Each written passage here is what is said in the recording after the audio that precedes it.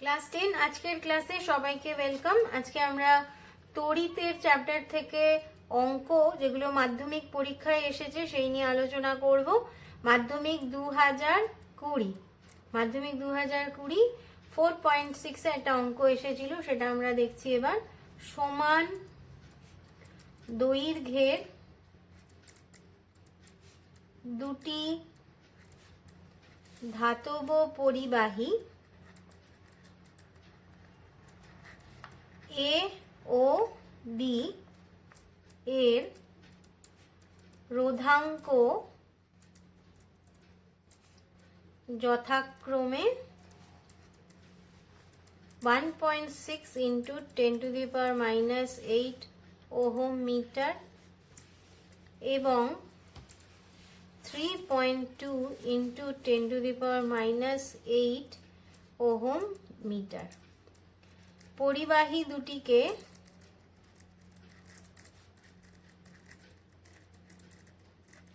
আলাদাভাবে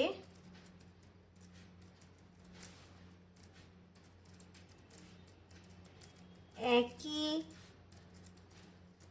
বিভব প্রভেদে যুক্ত করা হলো।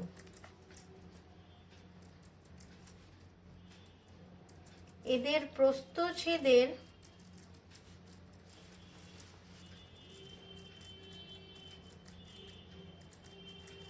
অনুপাত কি হলে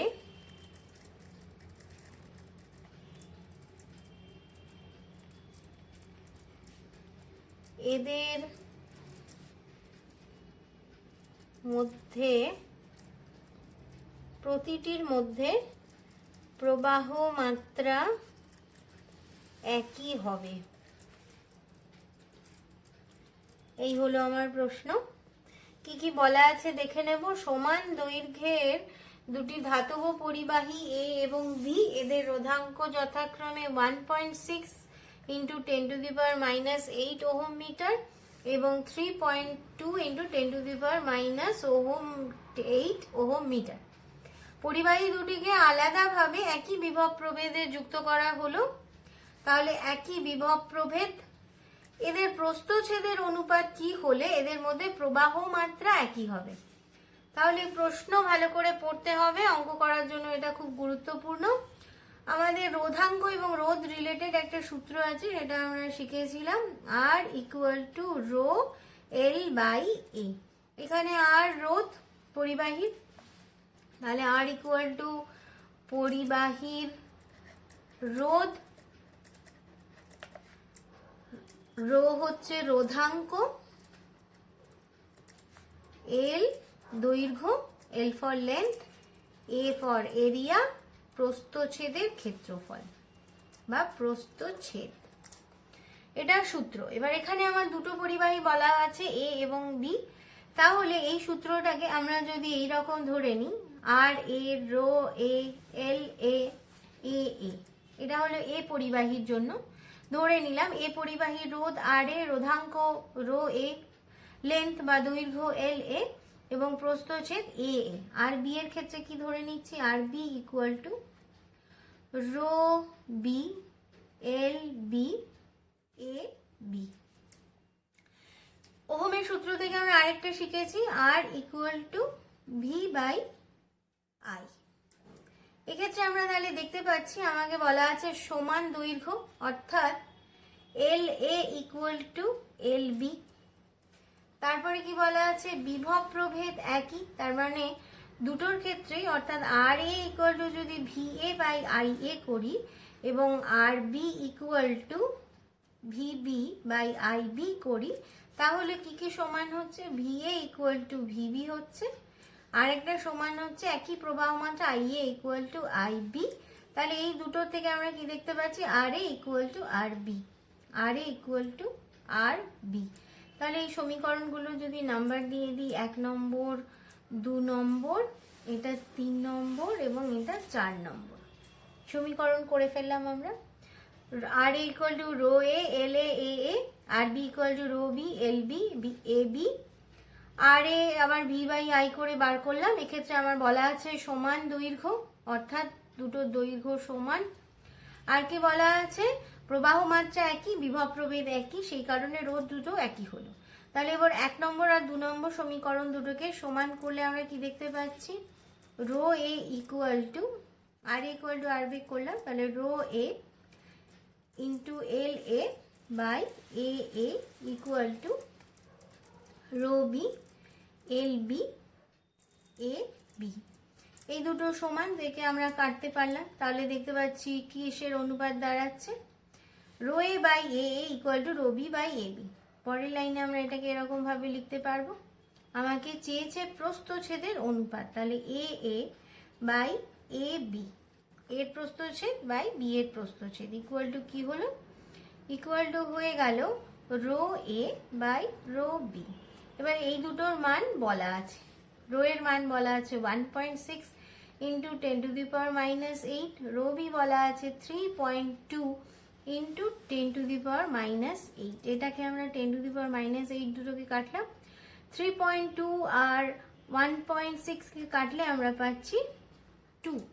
তাহলে কি দাঁড়াচ্ছে, A A is to A B equal to 1:2, অর্থাৎ দুজনের প্রস্থচ্ছেদের অনুপাত 1:2।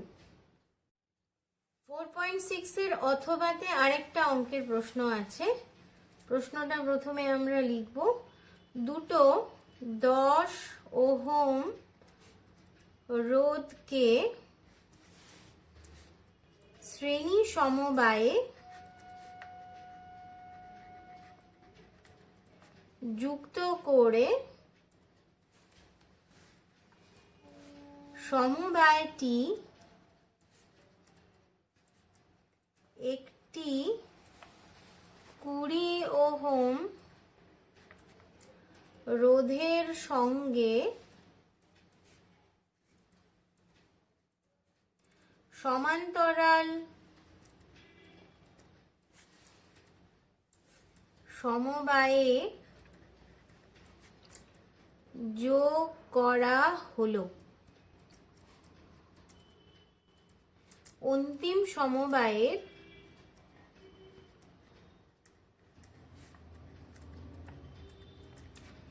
তুল্য রোধ নির্ণয় করো।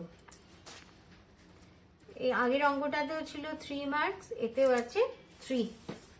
কিভাবে করব তাহলে আমরা প্রথমে ছবি আঁকবো। দুটো 10 ওহমের রোধ, এটা একটা 10 ওহম, এটা একটা 10 ওহম, তাহলে এটা 10 ওহম আর এটা 10 ওহম, এইভাবে শ্রেণী সমবায়ে যুক্ত করা হলো।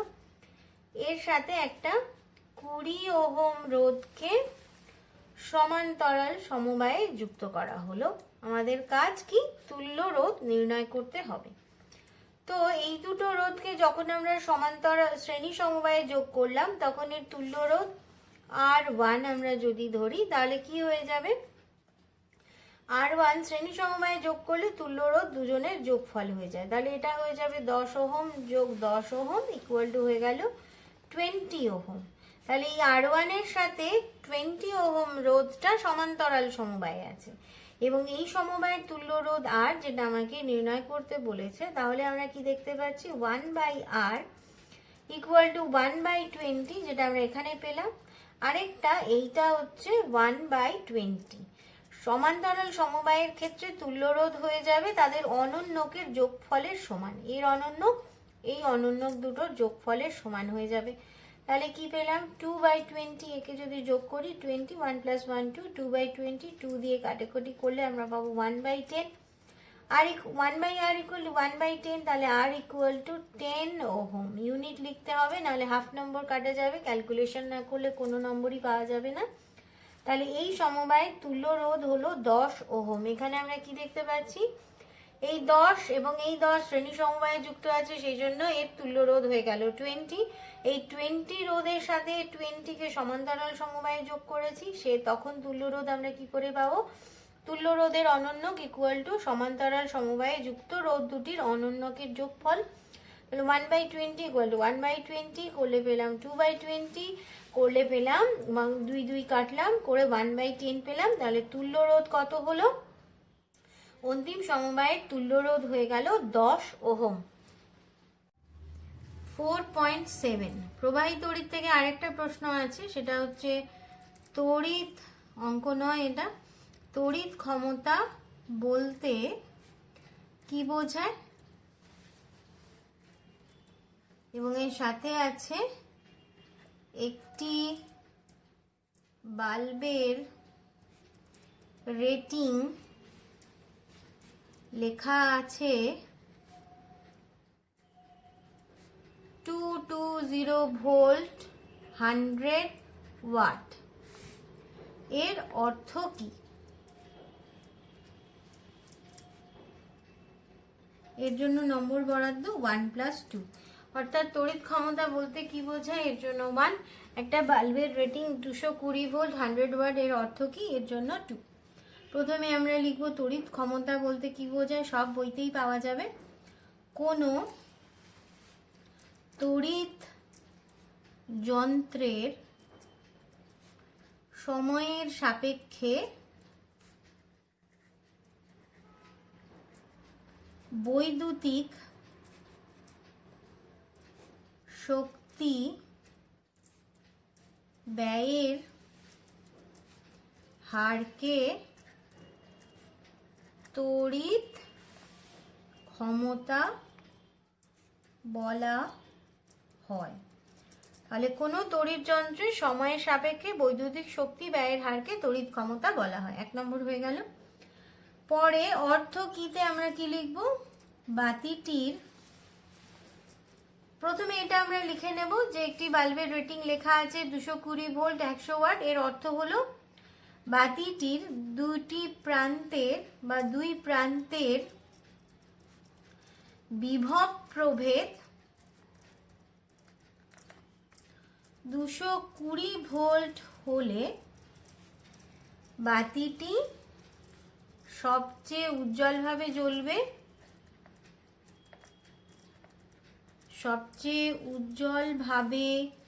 জ্বলবে এবং বাতিটি প্রতি সেকেন্ডে 100 জুল তড়িৎ শক্তি ব্যয় করবে।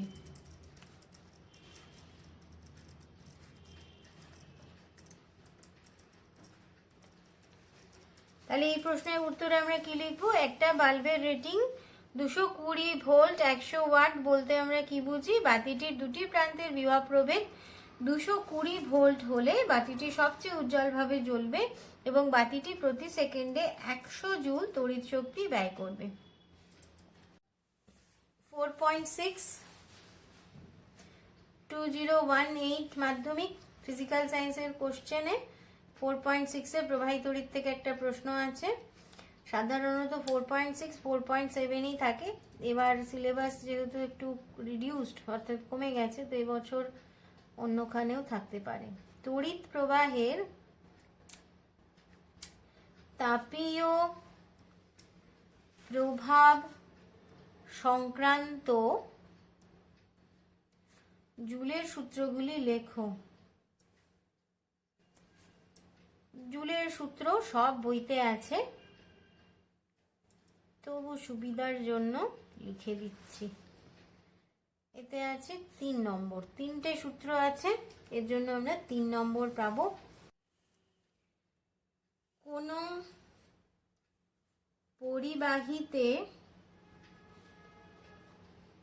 তড়িৎ প্রবাহের ফলে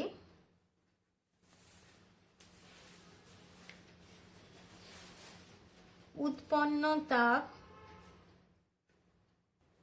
যে 3টি সূত্র মেনে চলে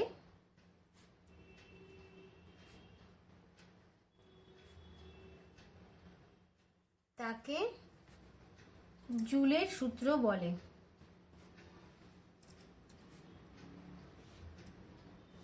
প্রথম সূত্র, পরিবাহীর রোধ আর দিয়ে প্রকাশ করি এবং তড়িৎ প্রবাহের সময়, সময়কে টাইম অর্থাৎ ছোট হাতের টি দিয়ে প্রকাশ করি, অপরিবর্তিত থাকলে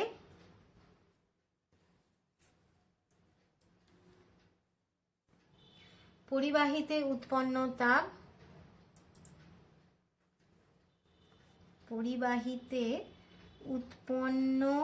তাপ, হিট এইচ দিয়ে প্রকাশ করি, প্রবাহ মাত্রা আই দিয়ে প্রকাশ করি, এর বর্গের সমানুপাতিক। এই হয়ে গেল প্রথম সূত্র। পরিবাহীর রোধ তড়িৎ প্রবাহের সময় অপরিবর্তিত থাকলে পরিবাহিত উৎপন্ন তাপ এইচ প্রবাহ মাত্রার বর্গের সমানুপাতিক। তাহলে এক্ষেত্রে আমরা কিভাবে লিখতে পারবো? এইচ সমানুপাতিক আই স্কোয়ার, যখন কে কে স্থির, যখন আর টি ধ্রুবক। 1 নম্বর সূত্র হয়ে গেল। নাম্বার 2 একই রকম ভাবে হয়ে যাবে। পরিবাহীর এক্ষেত্রে এই তিনটেকে আমরা চেঞ্জ করতে থাকবো। এবার প্রবাহ মাত্রা আর সময়কে স্থির করে দিচ্ছি। পরিবাহীর প্রবাহ মাত্রা আই এবং তড়িৎ প্রবাহের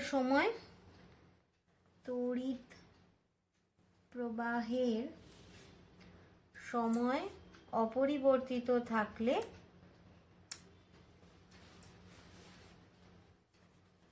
সময়কে আমরা টি দিয়ে প্রকাশ করেছি, পরিবাহীতে উৎপন্ন তাপ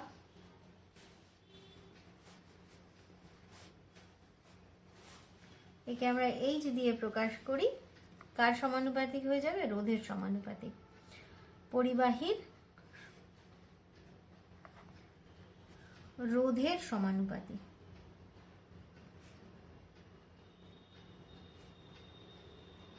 তাহলে এর গাণিতিক রূপ আমরা লিখব এইচ সমানুপাতিক আর, যখন কারা কারা স্থির হলো? আই ও টি স্থির। এই গাণিতিক রূপগুলো মনে রাখলে কিন্তু সূত্রটা মনে রাখা সহজে যাবে, এবং সূত্র মনে রাখতে পারলে আমরা 3 নম্বর পেয়ে যাব। নাম্বার 3 3 নম্বর সূত্র। 3 নম্বর সূত্র তাহলে আর হয়ে গেল, আই স্কোয়ার হয়ে গেল, এবার টি। তাহলে পরিবাহীর প্রবাহ মাত্রা আই এবং পরিবাহীর রোধ আর অপরিবর্তিত থাকলে বা স্থির থাকলে,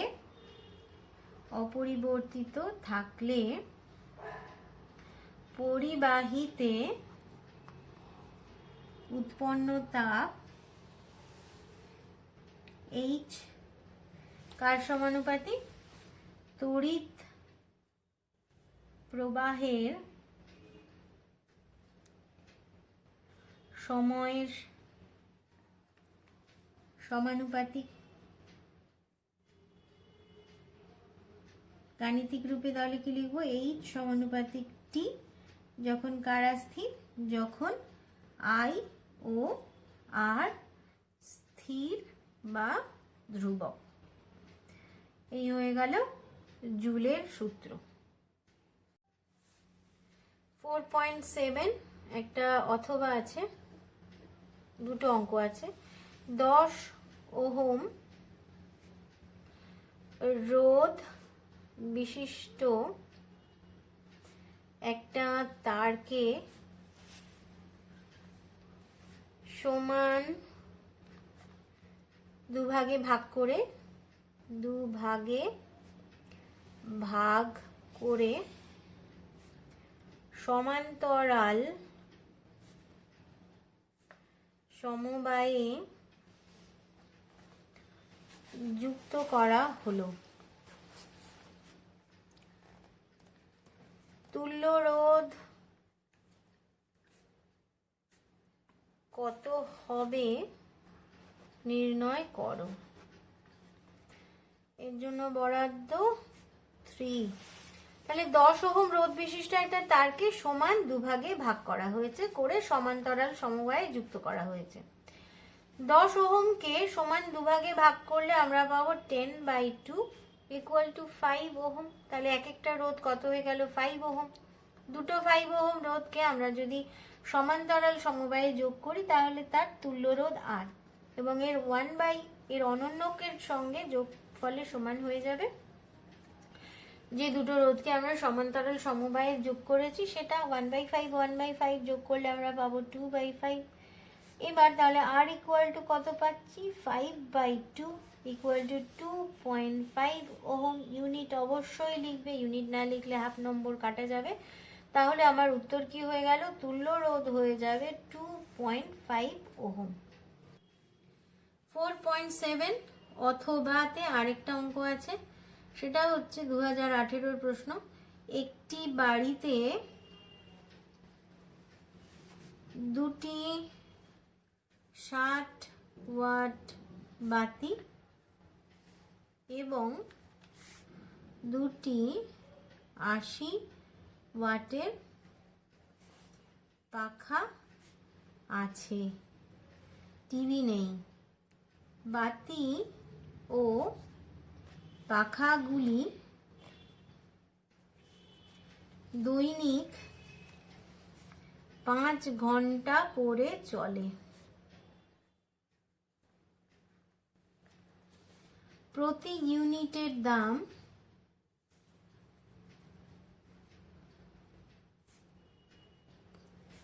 4 টাকা হলে এক মাসে কত খরচ হবে নির্ণয় করো। বলে দেওয়া আছে, ধরে নাও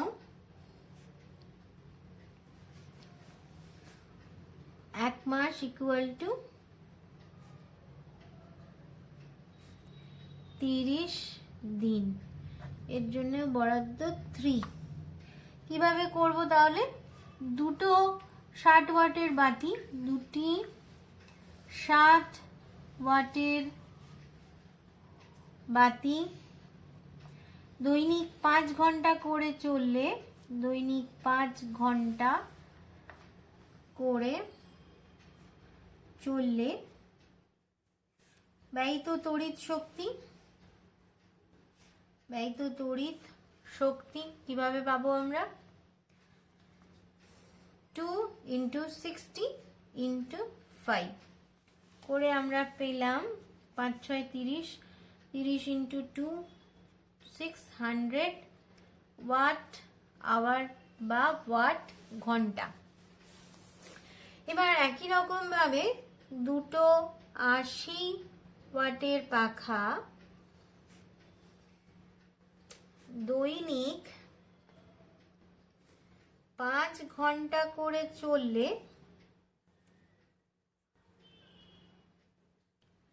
ব্যয়িত তড়িৎ শক্তি কত হবে?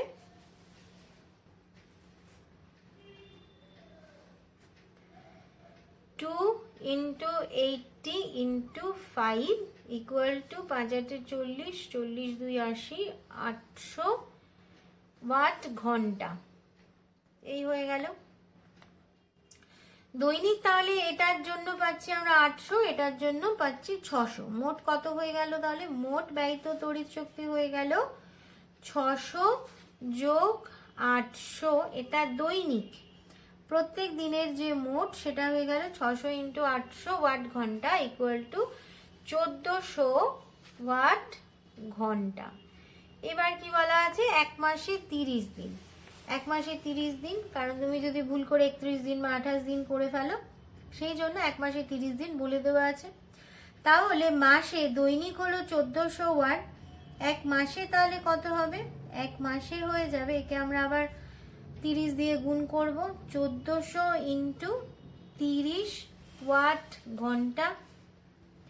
এটা করলে আমরা যেটা পাবো সেটা 3 14 42, 42 তিনটে শূন্য আছে, 42,000 ওয়াট ঘন্টা।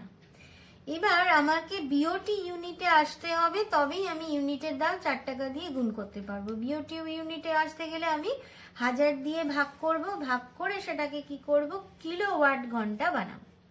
তাহলে 42,000 ভাগ 1000 হয়ে গেল, এটা আমার কিলো ওয়াট ঘন্টা, কিলোওয়াট আওয়ার বলে একে। এটাই হচ্ছে বিওটি ইউনিট। তাহলে 42 কিলো ওয়াট আওয়ার, এই আমার খরচা হয়েছে 42 ইউনিট। তাহলে খরচা কত হলো, 42 ইউনিট, বা এটাকে বলছি আমরা বিওটি একক। একটা এককের দাম 4 টাকা, 42 ইউনিটের দাম তাহলে কত হবে, তাহলে এক মাসে খরচ কত হবে, 42 ইন্টু 4 ইকুয়াল টু 4 দুগুণে 8, 4 4 16, 168 টাকা খরচ হবে। তাহলে পেয়ে গেলাম আমরা খরচ।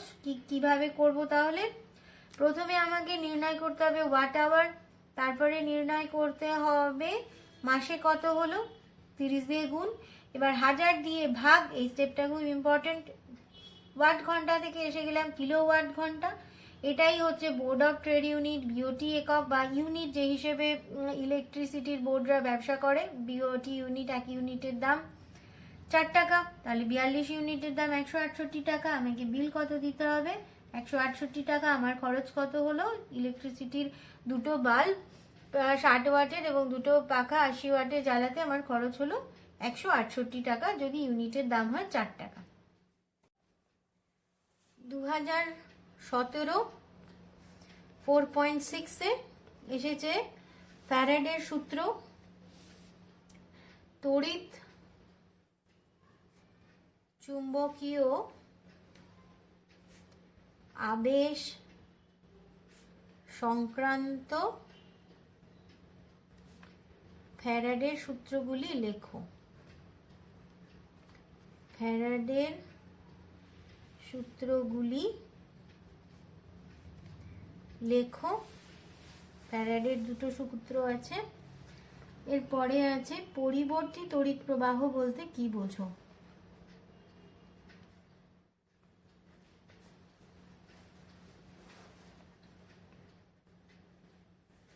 পরিবর্তী তড়িৎ প্রবাহ বলতে কি বোঝায়, তাহলে আমরা ফ্যারাডের সূত্র ঝরঝরে মুখস্থ করে ফেলবো। প্রথম সূত্র, কোনো বদ্ধ কুণ্ডলীর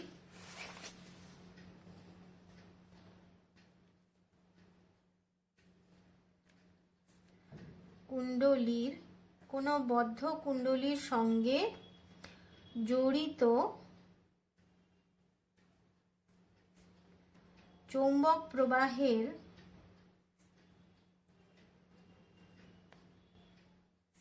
পরিবর্তন হলে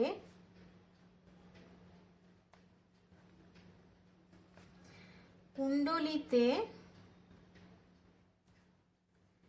ইএমএফ আবিষ্ট হয় এবং কুণ্ডলীতে তড়িৎ প্রবাহ চলে। তাহলে প্রথম সূত্র কি হয়ে গেল, কোনো বদ্ধ কুণ্ডলীর সঙ্গে জড়িত চৌম্বক প্রবাহের পরিবর্তন হলে কুণ্ডলীতে ইএমএফ আবিষ্ট হয় এবং কুণ্ডলীতে তড়িৎ প্রবাহ চলে। এবার দ্বিতীয় সূত্র,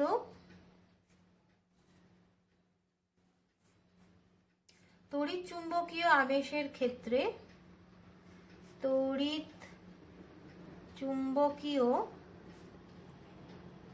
আবেশের ক্ষেত্রে আবিষ্ট ইএমএফ এর মান কুণ্ডলীর সঙ্গে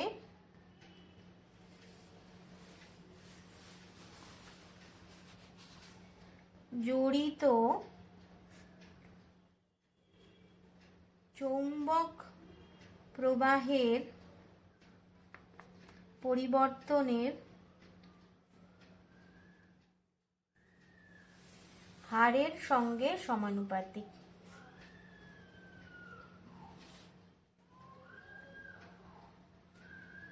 তাহলে দ্বিতীয় সূত্রটা কি হলো, তড়িৎ চুম্বকীয় আবেশের ক্ষেত্রে আবিষ্ট ইএমএফ এর মান কুণ্ডলীর সঙ্গে জড়িত চৌম্বক প্রবাহের পরিবর্তনের হারের সঙ্গে সমানুপাতিক।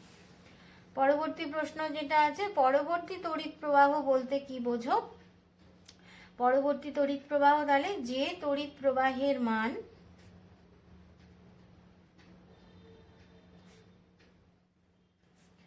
সময়ের সঙ্গে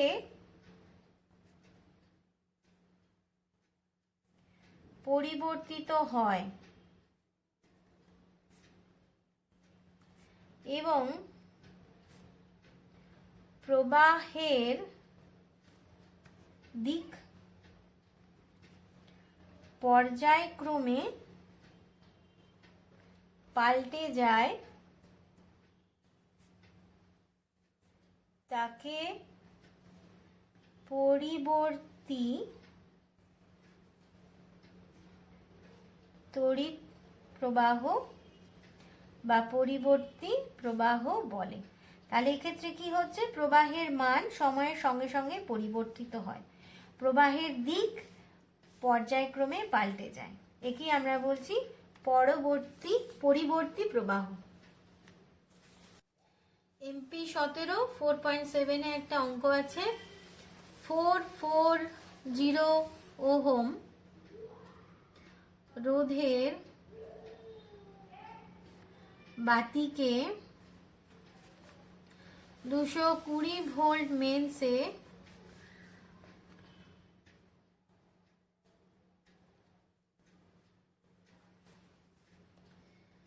10 ঘন্টার জন্য যুক্ত করা হলো। 10 ঘন্টার জন্য যুক্ত করা হলো। ব্যয়িত তড়িৎ শক্তির পরিমাণ, ব্যয়িত তড়িৎ শক্তির পরিমাণ বিওটি এককে নির্ণয় করো। একটু আগে যে আমরা অঙ্কটা করলাম সেরকমই হবে, এর জন্য বরাদ্দ 3 নম্বর। তাহলে আমরা কি কি দেওয়া আছে আর কি আমাদের নির্ণয় করতে হবে সেটা দেখব। এখানে আমার দেওয়া আছে R equal two 440 ohm, V equal two দেওয়া আছে 220 ভোল্ট, টাইম দেওয়া আছে 10 ঘন্টা, আর আমাকে নির্ণয় করতে হবে বিওটি এককে ব্যয়িত তড়িৎ শক্তি। তার জন্য আমার যে সূত্রটা আছে W ইকুয়াল টু VIT, অর্থাৎ ভোল্ট, প্রবাহ মাত্রা এবং সময়কে গুণ করলে আমি W পেয়ে যাব। তাহলে প্রবাহ মাত্রা নির্ণয় করব ওহমের সূত্র অনুযায়ী। প্রবাহ মাত্রা কি করে পাবো আমরা, V equal to IR, V equal to IR, আর I equal to V/R। V এর মান আমরা বসাবো, V 220 আর 440, তাহলে আমরা পাচ্ছি এটা 1/2। তাহলে 1/2 অ্যাম্পিয়ার হলো প্রবাহ মাত্রা। এই সমীকরণে বসাচ্ছি, বসালে V 220 volt, I 1/2 into T 10 ঘন্টা। 10 ঘন্টা এর ইউনিট হয়ে যাবে তাহলে ওয়াট আওয়ার। 2 দিয়ে একে কাটছি, কাটলে পাচ্ছি 110, তাহলে এটা হয়ে গেল 1100 ওয়াট আওয়ার। আগের মতো আমরা একে 1000 দিয়ে ভাগ করে আমরা একে কিলো ওয়াট আওয়ারে নিয়ে আসবো, বাই 1000 করলে আমরা পেয়ে যাব কিলো ওয়াট আওয়ার। এবার কাটলাম 0 0, 11/10, 11/10 কিলো ওয়াট আওয়ার। 11/10 মানে 1.1 কিলো ওয়াট আওয়ার। এটাই আমাদের নির্ণয় করতে বলেছে, এটাই বিওটি একক। তাহলে বিওটি এককে ব্যয়িত তড়িৎ শক্তি 1.1। উত্তর আমরা কি লিখবো, ব্যয়িত তড়িৎ শক্তির পরিমাণ 1.1 বিওটি একক। ব্যয়িত, যেটা আমার প্রশ্নে চেয়েছে, ব্যয়িত তড়িৎ শক্তির পরিমাণ 1.1 বিওটি একক। 4.7 অথবা 6 ওহম রোধের ধাতব তারকে টানা হলো যাতে এর দৈর্ঘ্য প্রাথমিক দৈর্ঘ্যের দ্বিগুণ হয়।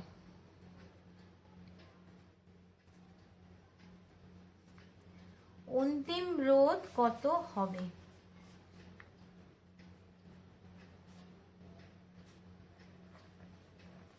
তিন নম্বর। তাহলে কি দেখতে পাচ্ছি, 6 ওহম রোধের ধাতব তারকে টানা হলো যাতে এর দৈর্ঘ্য প্রাথমিক দৈর্ঘ্যের দ্বিগুণ হয়। প্রস্থচ্ছেদ তাহলে একই আছে, কিছু বলা নেই, যখন আমরা ধরে নেব প্রস্থচ্ছেদ একই আছে। তাহলে প্রথম ক্ষেত্রে আমরা কি দেখতে পাচ্ছি, আমাদের যে সূত্র আছে R equal to rho L by A. এক্ষেত্রে আমরা দেখতে পাচ্ছি যে এটাকে বলা আছে 6, এটা ইকুয়াল টু 6 ওহম। এবং এখানে কি দেখতে পাচ্ছি আমরা, যে রোধাঙ্ক যেহেতু তার পরিবর্তন হয়নি, তার মানে রো সেম আছে, এলটা কি হয়েছে, প্রস্থচ্ছেদও সেম আছে। শুধু তাহলে কি কি জানবো আমরা, এই সূত্রটা রো এল বাই এ, এই সূত্রটা এখানে লাগবে। এতে রো আর ইকুয়াল টু রোধ, রো ইকুয়াল টু রোধাঙ্ক, যেটা উপাদানের উপর নির্ভর করে। এখানে যেহেতু তারটা একই আছে, সেই জন্য এ হচ্ছে রোধাঙ্ক সেম হবে দুটো ক্ষেত্রে। এ প্রস্থচ্ছেদের ক্ষেত্রফল, প্রস্থচ্ছেদের ক্ষেত্রফল, আর এল হচ্ছে দৈর্ঘ্য। এবার দৈর্ঘ্যর ক্ষেত্রে কি হয়েছে, দৈর্ঘ্য দু রকম হয়েছে, দৈর্ঘ্য কি হয়েছে, দ্বিগুণ হয়ে গেছে। তার মানে এক্ষেত্রে পরের বার আমরা যদি দেখি সূত্রটাকে, R1 আমরা ধরে নিই যদি সেটাকে, তাহলে R1 রো, এলটা হয়ে যাবে 2L, এলটা কি হয়ে গেল 2L, এও সেম আছে। তো নতুন রোধ যেটা হলো সেটা R1, এবং সেক্ষেত্রে রো একই আছে, এ একই আছে, শুধু দৈর্ঘ্যটা হয়ে গেছে 2L। তাহলে এক্ষেত্রে আমরা কি দেখতে পাচ্ছি, 2 into rho L by A. এখানে আমরা দেখলাম, এইখানে আমরা দেখেছি যে প্রথম ক্ষেত্রের সমীকরণ অনুযায়ী rho L by A equal to 6 ohm. তাহলে এক্ষেত্রে রো এল বাই এ আমি 6 বসালাম, 2 ইন্টু 6, তাহলে অন্তিম রোধ কত হলো, 12 ওহম। একক অবশ্যই লিখবে, না হলে হাফ নম্বর কাটা যাবে। অঙ্কটা জটিল নয় এমন কিছু, কিন্তু একটু ট্রিক খাটালেই ছোট একটা অঙ্ক 3 নম্বর আমার ঝুলিতে এসে যাবে। তাহলে কি, প্রথমে আমি দেখলাম rho L by A equal to 6 ohm বলাই আছে, সব সেম আছে, প্রস্থচ্ছেদের ক্ষেত্রফল রো সেম আছে, শুধু দৈর্ঘ্যটা দ্বিগুণ হয়ে গেছে। তো আবার বসালাম, বসিয়ে আমি 2টাকে সাইডে নিয়ে এলাম, দেখলাম রো অফ এল বাই এ পাওয়া যাচ্ছে। তো প্রথম সমীকরণ থেকে এটা 1 নম্বর দিয়ে দিলাম, প্রথম সমীকরণ থেকে এখানে আমরা বসিয়ে দিলাম, বসিয়ে দিয়ে পেয়ে গেলাম 2 ইন্টু 6 ইকুয়াল টু 12 ওহম। তাহলে অন্তিম রোধ হলো 12 ওহম। আজকের ক্লাস এই পর্যন্তই, মন দিয়ে সবাই ভালো করে পড়াশুনো করো।